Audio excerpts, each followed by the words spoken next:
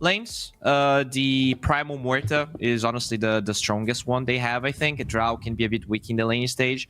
But against the Primal Beast, at least it's an advantageous matchup. Okay. Well, let's get ourselves underway here. Game 1, third place decider.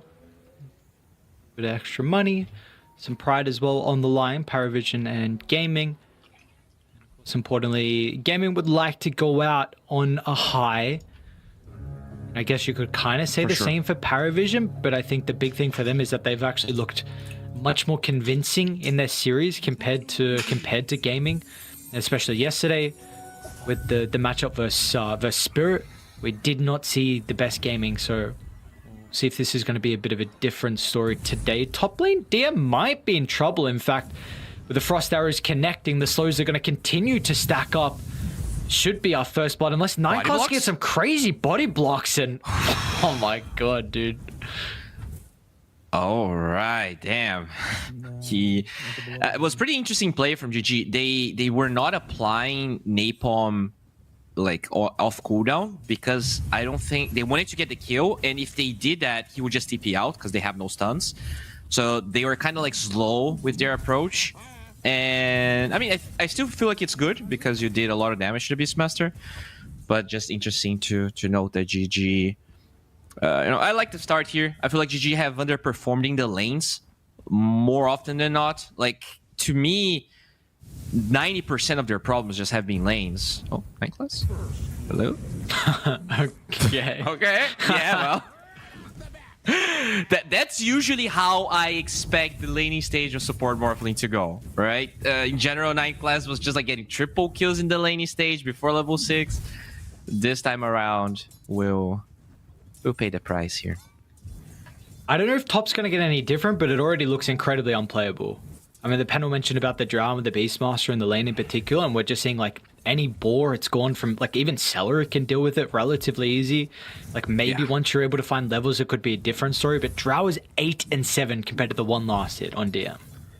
It definitely helps that they were able to like force 80% of his HP, like all of his tangles were burned just so that he stays in the lane. That's one of those situations where you probably would rather die, but then still we're giving first blood for Watson. Look at the pressure here, goddamn. Yeah, this matchup is always hard for the melee heroes. The problem arrives when there's like rotations, and the thing is, Parivision doesn't have a lot of rotation heroes. It's the Invoker, but he's not a gap closer. So the Drow, one point in silence could be enough for the Drow to be alive. And there's a lot of counter initiation with the Primal, with the Puck. One TP under tower could be enough as Crystalus. Or Ace, actually. I'm not sure who's going to die here. Someone hopefully will die. Tofu tries to play around with the Fairy Fire and with that creep advantage, but the Carlos is going to be okay. They can both salve up to have some extra resources now to play the lane. Ace unfortunately does not have a salve. Yeah, I think the Muerta can maybe bring one. Obviously not as effective as used to, but dude, the draw is 17 and 9 against 3. Like, that's like I'm smurfing my pub's advantage. Oh, I see. Oh, he was playing monitor without a hasn't monitor. been on. I see, Okay. I see. Yes. It makes sense now. Makes sense. Yeah, like it I mean, honestly 4 CS does. without a monitor is honestly pretty impressive. Not gonna lie. So I what don't is think I like- would be able to leave the base. Is 9cast like telling him where to click on his monitor? Like he's just guessing like middle left, right click, and then step to your right, and then move your screen up like an inch or two? Like, are these the columns? 12 degrees. What's going on? X is 3 o'clock. Yeah. That's... I mean, even if he turns the monitor now, like, that's insane how far ahead this Drow already is. Like, Drow has more denies than pretty much all of the cores on Parivision. That's... They're gonna get a kill as well. I mean, 9cast is dead here. Unless he one. goes Does he have? to the hard camp. He has one waveform. I think... But they have I think if he uses his waveform right, he should be okay. Right? Yes, I would say what if he goes to the hard camp, then he should be fine. Yeah. But does he see? He doesn't see Cellar just yet, but I have to imagine he probably knows that Cellar is at the Lotus. So Yeah. And I think with the monitor turned on, if the M just runs at 9 class and micros the boar, might have at least some help here. So he lives. Oh. No internet, no monitor, poor DM. I'm excited to see how this mid matchup continues through the rest of the lane and the game as well, because we are continuing to see a lot of people protect the Invoker with a puck ban, and we all know Quinn is still, even though GG are struggling, probably still top 3 mid laner, especially in the lane in particular, and I think no one as well is also incredibly strong. Like you could really put him up there with some of the best as well in the lane too. So I mean, no one on his Grandmaster Invoker, Puck on his Grandmaster, or Quinn on his Grandmaster Puck. So it's gonna be like, I'm gonna pay a little bit more attention to mid just to see like the ins and outs of this matchup in particular. Yeah, I think this matchup should be. It feels like Invoker actually wins a lot of laning stages these days. This one is where I think it's probably a tie. The puck just never gets the mana drained, and that's usually the advantage Invoker is working with.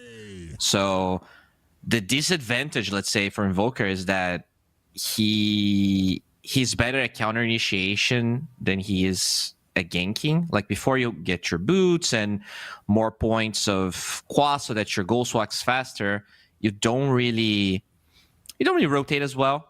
This is also a game where we should expect Gus to be learned on the Drow Ranger, and that's another layer of things that are going to be hard here for Parivision to get kills. Maybe on the bottom side. I think killing, even though the Primal Beast is tankier, Parivision's strongest lane is bottom, and like just one cold snap stops the onslaught. That's probably the easiest here that they could kill. The easiest core that Parivision could kill.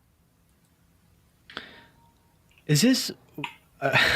while we were paused, I was trying to look at some... I don't know, trying to find something to put my attention on, and I came across the Beastmaster Innate. What is this even good for? Like, no one speaks about the Beast Innate. Well, I guess it's good for stacks, right? Maybe you can... Oh, nice. Yeah, he is... Giga dead. Yeah, we were not. He did go to the large camp, still died. I think it's good for farming stacks, pretty much. I see. All right, sick, nice innate. Yeah, so I guess anyone that doesn't know it, okay, yeah. It increases the damage block versus non-hero units, so that's why I was trying to work out, like, what is this innate actually good for? Whenever.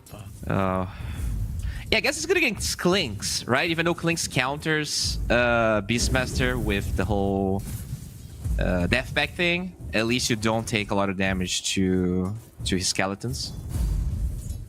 True.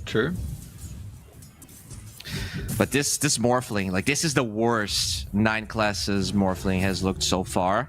We also have this absurd advantage. Like, it's not a normal advantage. Now it's, only twice as much CS that Watson has, but it's still really, really good. The laning, we talked about laning stage being a problem for GG, at least in this tournament. So I'm hoping for them.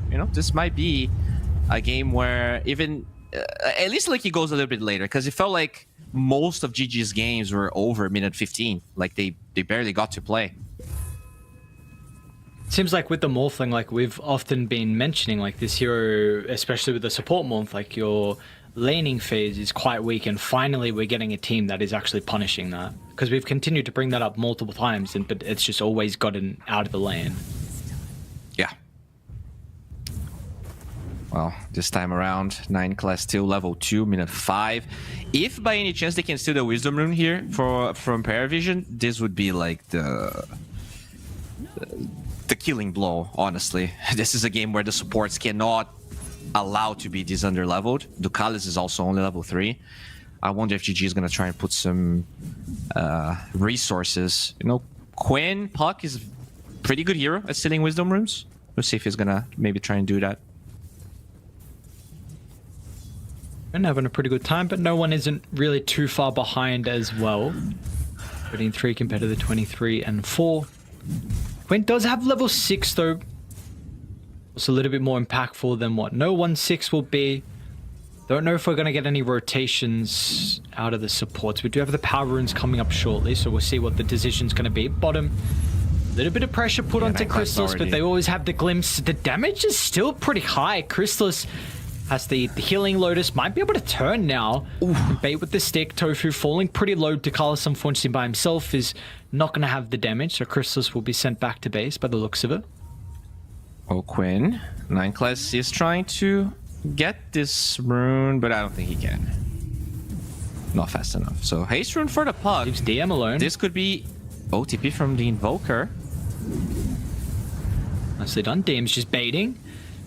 Thinking that they got a free kill onto the Beastmaster. Not the case, especially with no one's rotation in. All right. And he also gets the kill. Very good for DM. Needed some breathing room.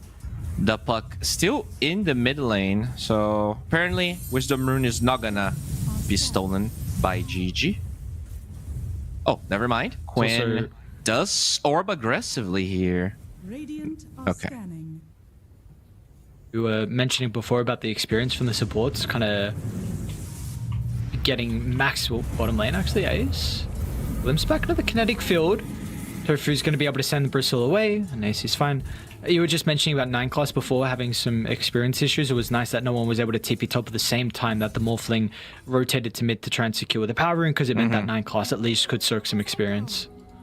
Yeah, he's almost level 4 now, which is still kind of bad, but DM will be... Okay. Should go down. Celery though, taking a lot of damage. Maybe 9 class going to be able to get the kill, in fact, but with the coil, he will not live at the same time. So a 1-for-1, Quinn rotates, uses coil. I'd say you're pretty happy with that, honestly, for Parivision. That's coil now on cooldown, so limits kind of Quinn's ability to rotate to some of the side lanes. I mean, the Morphling getting that kill, super happy about it. Oh, now level 4.5. So no, that's honestly pretty standard. That's what Tofu is working with as a glimpse on Ace. Be body blocked. Might actually be able to get the kill onto Dakalis, especially with Tofu here. What? Okay. I guess he had a lot of quills. Yeah, he had a lot of quills stacked, so was probably afraid of dying to Crystallis. Just the onslaught looked weird. It looked like someone cancelled it, but I think he just did it himself. I think he was like, intrusive thoughts. You think you can get a kill, but you forget about it. Oh, okay. Apparently it was the electromagnetic repulsion. See, I don't think he wanted to go for that kill anyways, though, because he had 4 quill stacks. I think he was dead. Where'd the power go?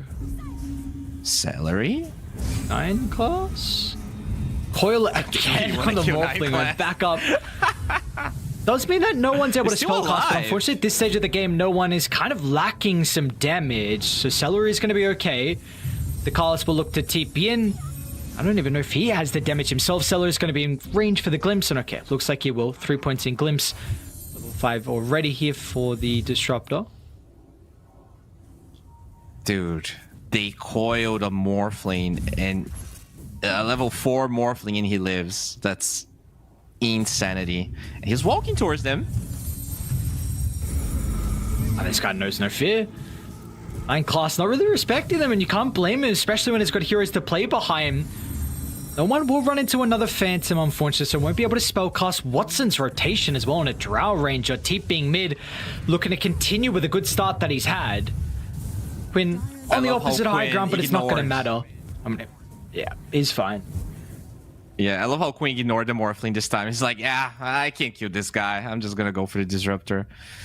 Disruptor, by the way, almost level 6. So with maybe 1 wave of experience, they could try and go for a smoke gank, and that's really when the puck starts fearing for his life. That Static Storm is very annoying for Quinn. Arcane power. Gotta say, I'm pretty impressed with DM's net worth as well.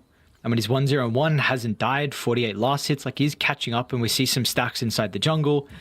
He's going to be going for the Helm of the Overlord build as well from DM, so mass summons against the Drow.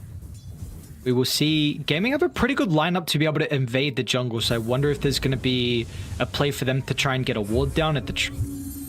Quinn has the coil available. Not going to look to try and use it on no one. Yeah, they're going to tank up with this Helm of the Overlord once you get the Golem.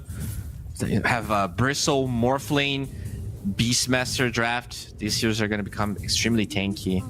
As Watson's trying to defend the top side, but good. Also, Static Storm. Yeah. Actually, looks a little bit more difficult for GG than what they would expect. They're going to try and drag back one. Celery. Chrysalis even comes through the portal as well, just in case a further fight will break out. You even have 9 class looking for a wraparound, so Gaimin Gladiators, they're going to have to give up the tower, but it is pretty much every single hero from Parivision which was in the area. I mean, meanwhile, Ace is shoving out bottom, getting a little bit of catch-up for the Primal Beast as well. Okay, should be fine. The Carlos maybe a glimpse? Maybe looking for the glimpse back into Static Storm. Silence is there from Watson, but he's going to look for the TP out of there. Got the damage that they do. Last second, Watson ends up going down. The Carlos will not live to tell the tale. Looks like no one will make it out, though. Dude, that's insane. Not only this Drow had the perfect game, it is Parivision that with the Beastmaster take the tower, and this Drow is being hunted. Like, this Drow that is absurdly farmed. And that's kind of the weakness of the hero. It doesn't farm as fast as, let's say, a Luna, but still is just as easy to bring down with early rotations. It's so crazy, the fact that the beast is 200 net worth behind the Drow. Yeah. Like, what's going on? He had 3 CS, man. And Morphling, also level 6. Oh, a roar? I'm looking for a kill into Celery. May not get it. Okay, Carlos once again in the right place at the right time. Yeah, tough one. Very, very tough one. GG. Being pressured in every single lane. No rotations from Ace just yet. I'm surprised he didn't really attempt to save the Drow or the Bat Trader, right? Those fights are happening literally beside the tier 2 tower. He also didn't pressure the tower as much. I'm kind of expecting he might look to rotate, do something, especially with the dive on the tier 1 tower. Quinn, okay for the moment. They're gonna chew. Okay. I think this card was a bit too late from Quinn. It felt like the last was going to be able to break the coil, but because he cast it so late, I'm not sure Celery has enough duration. I think the last is already over by... Yeah, but I guess the Ace is nearby. This should be a kill, hopefully. Because if they lose this fight, I think all of the momentum of GG is going to vanish. Drow is not a hero that really keeps up in farm. There is a chance Watson TPs too, though, because Ace walked. Maybe the TP channeling time is not going to be that long for him to be useful here in the mid lane. I think they should be fine. Carlos is getting hit by the tower. Quinn has another orb up, so he can probably kill the Disruptor. And I mean, the coil pretty much has full duration. By the time Ace, he has Static Storm, right? I wonder if he's going to be able to cast it before Quinn, because Quinn has silence on cooldown. So there is a chance that he gets it off.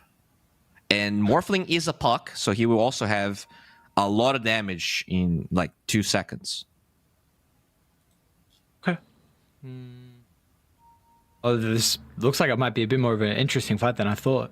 You got DM coming in, unfortunately, like no mana, no raw. Chrysalis, I don't know if he wants to even run at mid, or TP, I should say.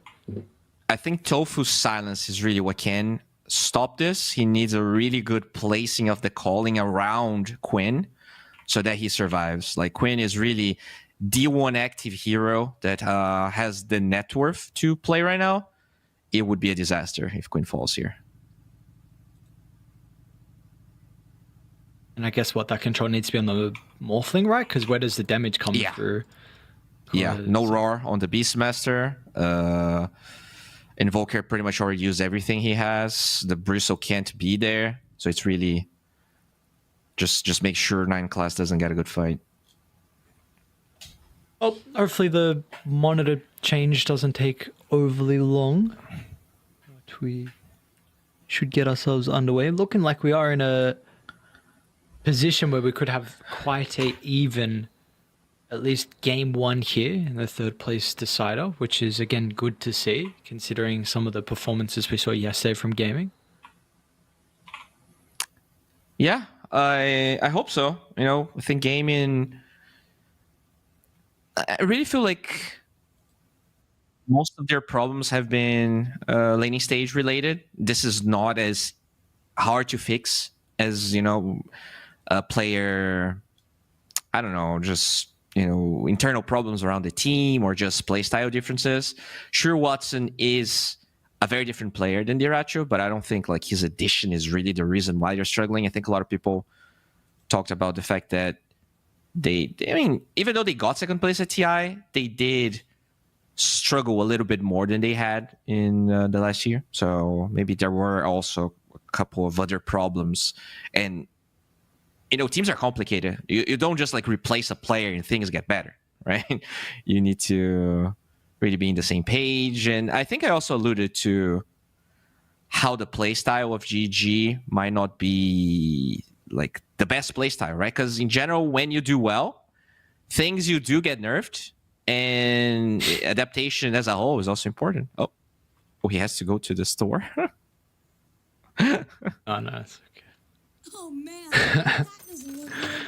Already. All right, we good. Good guy Tofu. Good guy Tofu. Good guy Gaimin. I love Tofu, man. Every interaction I had with him is just amazing. Tofu is a very really cool wholesome guy. person. Yeah, A very wholesome Better person. than that. I I mean, talked pretty to much- him Yeah, go, sorry. during what was it?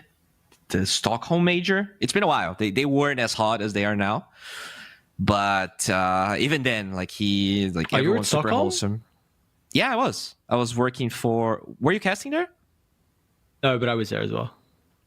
Oh, really? Oh, I didn't see you. I was working. I was doing like creative producing work for ESL, so I wasn't True.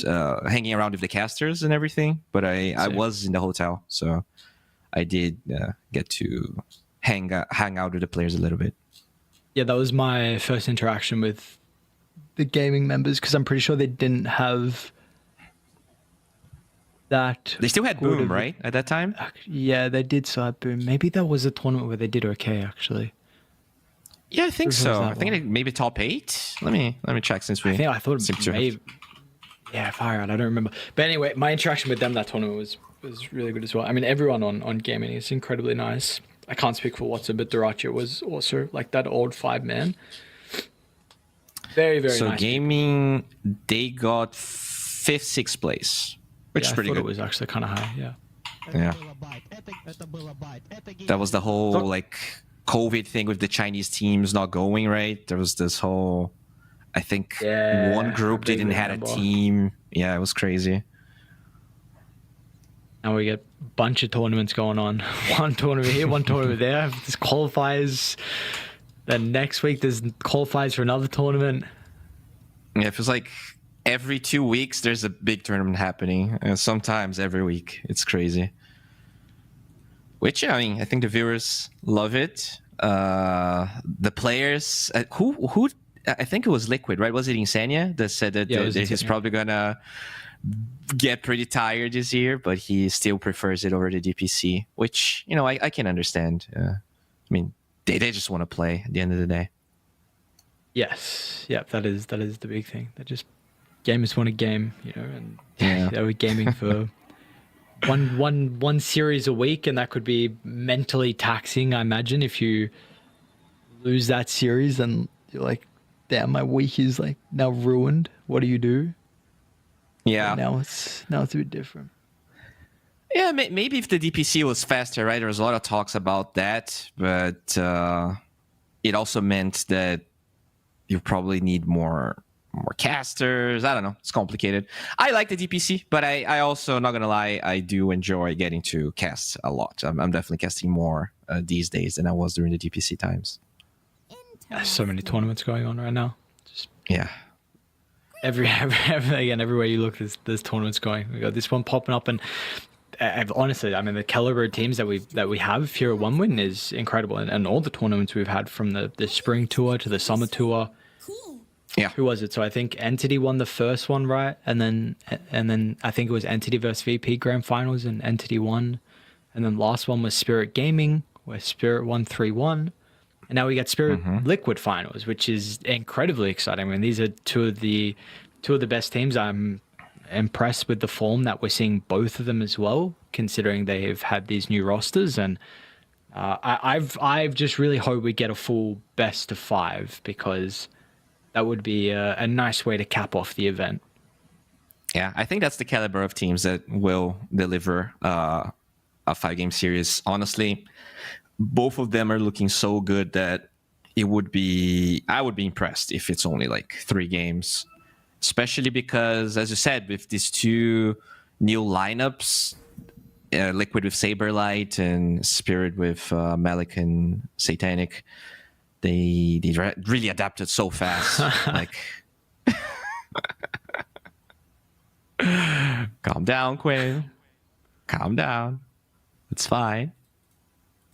There we go. He's back. Alright, so let's see what the heck happens mid lane then. So we were in a bit of a brawl, and there's without a doubt going to be some kills. So the question of the Static Storm, if it gets used, there it's answered. They should be able to get 9 casts as well by the looks of it. So Ace's rotation, pulverize if required. He's going to be able to send the morphing into the ground. They're lacking a little bit of damage though. Yeah, 9 casts is able to get out. Yeah, that's really bad for GG. I think the cast range of the calling wasn't really good enough there. For Tofu, maybe he wasn't aware of the cooldowns. I mean, the pause really messes with your whole understanding of the game, right? And it didn't really get you stop the morphling. And so that Quinn, they defend the tower. Drow is farming, but it felt like that whole late early game advantage GG had is down the drain. It is now an even game, and I think with an even game, especially if the Beastmaster recovering this fast, they just have an advantage moving forward on Parivision. Which is just a little bit too late from the supports on Gaming to secure that power rune, so double damage will go the way of no one. And in regards to the net worth discrepancy, like, would you prefer the Drow to be as farmed, or would you rather someone else on Gaming to have this net worth? I think it's fine that the Drow is this farmed. I think the problem is that the Morphling is the support, the highest farm. You would expect maybe Celery to be a bit further ahead. He does have 5 deaths, and he's going for 9 class here. Oh, that's stun duration. Has backup though. Nice Phantoms placement. Tofu at least stop the initial round of spells. Dean will still get the roar onto Celery, but it's not the prettiest fight from Parivision. Quinn has been able to assassinate the backline. Now we'll look to turn to Dean. Actually wants no one instead, but a tornado disrupts the combo, so no one's able to slip out. Dean will look for a teleport, but they've got the coil. Quinn was still holding this one. So Gaming, 3 kills for them. They only lose the Celery Bat Rider, and another good fight. Yeah, that was a really good fight from GG. Just having the calling where the Beastmaster is meant that the roar didn't really do anything. All of the attack speed buff that he gets got nullified. He didn't really... it took him so long to kill the Bat Rider. He gets the lasso off, and Watson just joining through the sides. Wasn't really under any threat. And yeah, this is the hero that can make or break this game. This Drow Ranger counters the Morphling, counters the Bristle, counters everything that's tanky, which is also another reason I think the Beastmaster went for the Overlord. The healing reduction is really annoying for Beast if he goes Ags.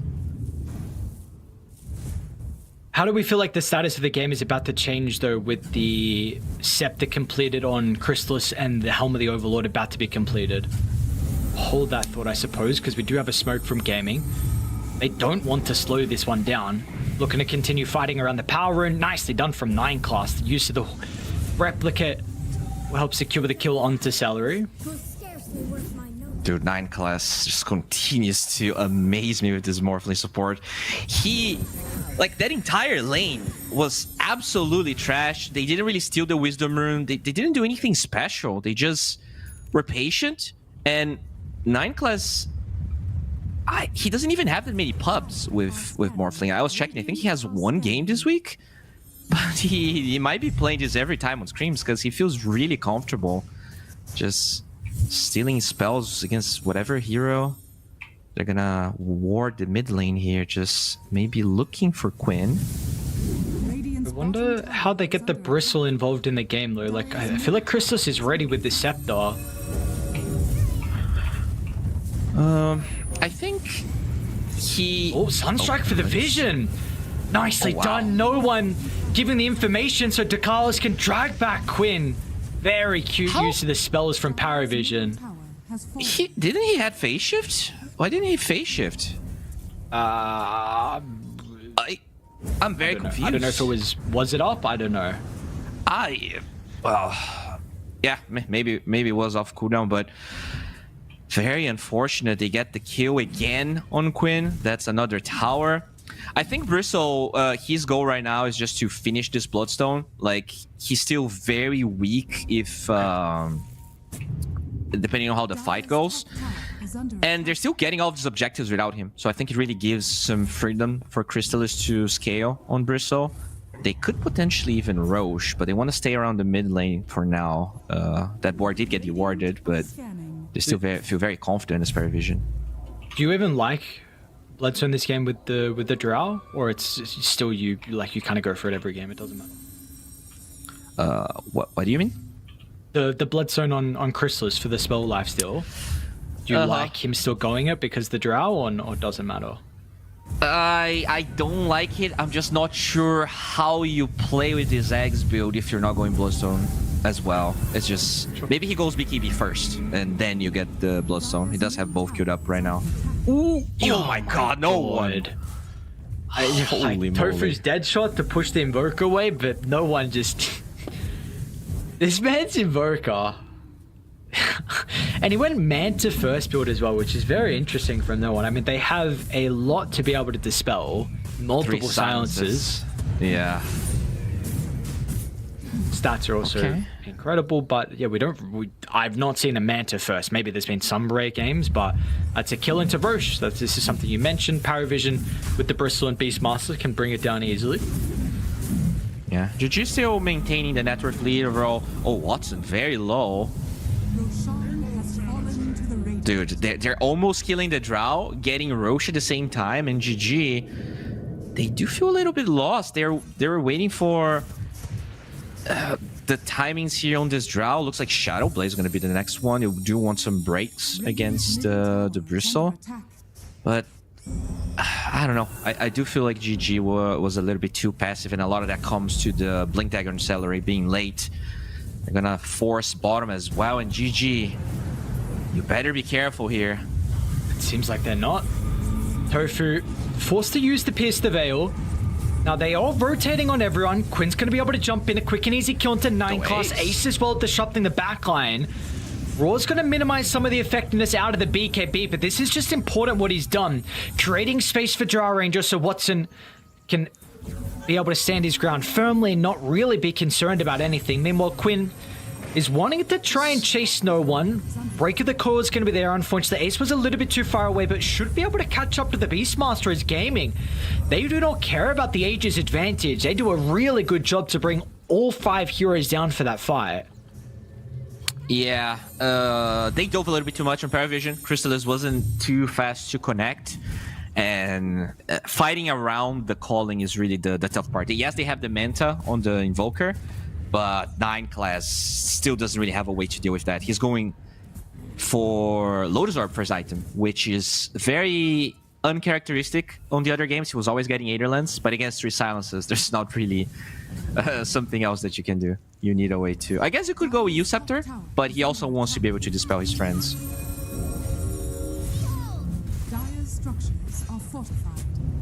Does look like the T2 tower is probably going to be given up. You're gonna have Blink Dagger on Celery. He literally has the money now. Maybe they can abuse the fact that Parivision is not aware of this just yet. Yeah, they buy a smoke. I think they actually want to defend that tower.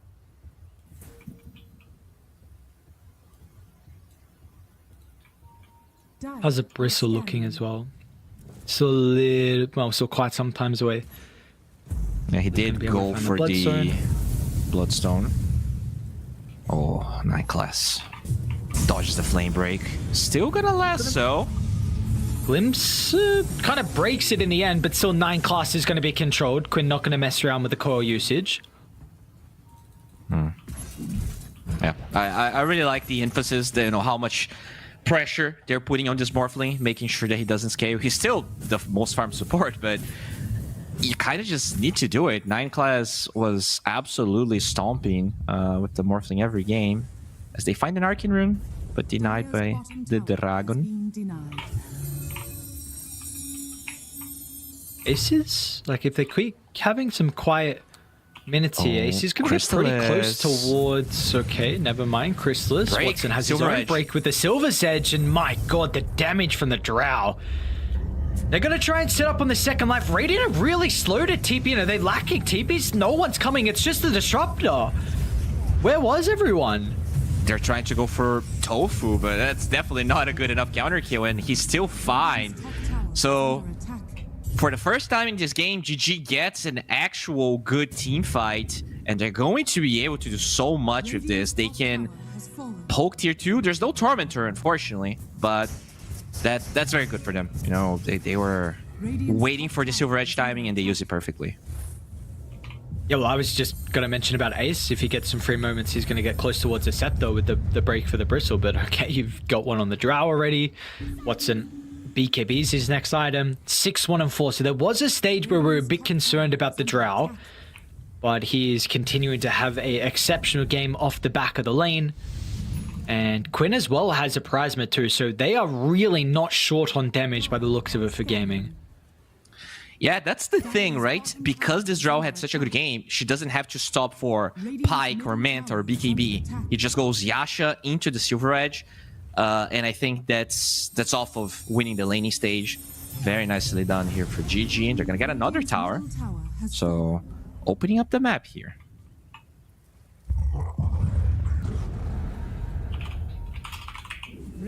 So, yet to kind of see Chrysalis unlocked this game, though, which is a bit of a concern of mine. It looks like he's going BKB next.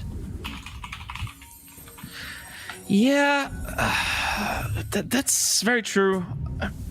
He's surprisingly underfarmed considering how alone he's been this Gone game. on bottom. Oh. No one's actually going to run in sentry range, but looks like he's okay. That's 9 class muerta. Yeah, I don't think they can really defend this tower. It's just going to be free here for GG. Chrysalis is lost. He doesn't know where to go on the Bristle at the moment. Tried to run into Radiant's Ancients at the far right side of the map. Didn't want to enter. Now he's kind of stuck by the Roche pit. Got some kills across the map. Quinn is solo killing the Carlos without the use of the coil. 8, 2, and 4. A pretty free puck game. Yeah, he had those 2 deaths, but GG were very good at playing around this puck, making sure that he was always covered by a silence, which mainly comes from Tofu. And now that they have the blink on Celery, that was really what was kind of slowing them down. And they can just keep going. Silence with the onslaught. Most of the T2 tower, no one. Ice Tornado is going to be able to clip on both supports. 9 class is healthy enough to get the waveform away. You had to commit the Roar as well, unfortunately, to stop the Primal Beast from maybe chasing. So a couple of spells used from either side, but Gaimin continuing to be very oppressive across the map. 7,000 net worth lead, minimizing how many camps that Parivision are able to farm. Yeah, and Watson's level 18 now. We finish his BKB, and that's really the timing that we will allow them to poke tier 2s before Ages and probably also fight for Roshan. I don't really think Parivision can easily kill him if Watson gets his BKB off. They don't have... There's not a lot of burst damage, right? And look at those heroes. You have low cooldowns with the Morphling. You have some enabling with the Invoker, but bursting the Drow seems very... Unless, like, Watson is by himself. I don't think that's happening. Oh, and that's the eggs on the on Ace as well. This is huge. GG, they are tremendously stronger. We've seen that with the past couple of fights as well, with how they've been playing. Parivision looking to avoid the map, but maybe this could be the fight for them. You did get Blink on DM, importantly BKB on Chrysalis as well. You only have 3 heroes that are about to run into the full 5-man on Gaimin. Try and get the Blink on forward. Chrysalis posturing in the front, trying to do his best to be able to zone away Watson. He's making a lot of space. Meanwhile, there's more chaos that's breaking out to the south. There's Ace. He's able to pop the BKB, looking to turn. It's giving space for Watson. Watson's able to re-enter the team fight. Once they get the break, down goes the Bristle, and now Watson as well. Still going to be a little bit cautious. No one's damaged. If he can spellcast, could catch him off guard. And Gaimin will respect that. This is a disaster. The Bristle goes BKB, still dies in the fight. G only losing Celery, and now Iron Class, is he baiting? Nice tornado. Clips onto all 3 members, but the spells, they're not really going to fly through afterwards. DM Raw's still on cooldown. They're going to be able to glimpse back Ace. Ace looking like it is in a lot of trouble as Watson trying to find the opening along with Quinn with anyone under the triangle, but no one was home, so he needs to go back to Tofu to protect his support. Looks like both of them will be able to do so successfully. Gotta be cautious how long they stick around. Again, these cooldowns are coming up shortly. 15 seconds on the roll, but it looks like Gaimin, they will back up. Like you said, Roche is available, so they want the grand prize here of that second Roche. Or a kill as well, in fact. High ground ward scouts out the disruptor, a quick and easy freebie. Now Watson will get scouted. DM, Raw, have they got the detection? No, Watson's able to turn, but the gust of the last second, Watson's out of danger, and now Parivision. Have they overplayed themselves? Quinn, he jaunted to the orb, but again, the control for the pocket's lacking. It's a slippery man, this game, Quinn is. Yeah, Watson's BKB very close from being back up, and that does give GG some certainty in the next fight. They could even try and bait Watson, but looks like with Lasso on cooldown, they will be patient. I mean, they still have 2 minutes, a minute and a half to get this Roshan. They can literally wait for all of their cooldowns to be back up and just brute force it. You can see from the fight how hard it is for Parivision to take them. If GG controls the Roche area, if they have wards, I mean, they see Ace bottom, so they know it's a 4v5, and they get a glimpse of a sport playing by themselves. They're going to go, no one is just running past the creep wave. They should know this. Oh, no. Coil only holds Chrysalis into place. Eyes on Watson. How's he going to be able to enter the team fight with the Drow Ranger? Watson's incredibly hesitant. Not seeing the easiest angle, and maybe this is the opening for Parivision to be able to fight back. It's an 8,000 deficit, but it doesn't look like it matters in this team fight. 2 quick and easy kills onto the supports, and that might be Roche for them as well. Oh man, Parivision, as you said, getting the vision of Ace in the bottom side, stealing these Aegis from the dire side as well. GG, every time things start looking up for them, they have a bad fight around Roshan timing, and Parivision fully exploiting it. This is... I mean, it's good for Parivision. They're going to be able to offset a little bit of this net worth lead. I still feel like the draft of GG is just substantially stronger, but they cannot afford to lose fights like that. Like, they really had no business losing that fight. They even had a couple of centers. I think he got dewarded, but the Invoker just connecting on Celery, it shouldn't happen. He should be in a more safer position, and it's really on no one. 4-1 and 8, despite the fact that Parivision has overall struggled this entire game. And I think also... DM, he's 8 and 2, right? What the hell? Yeah, wow. I even want to highlight Chrysalis too. I think this BKB change from him has been a pivotal reason of why these team fights have looked different.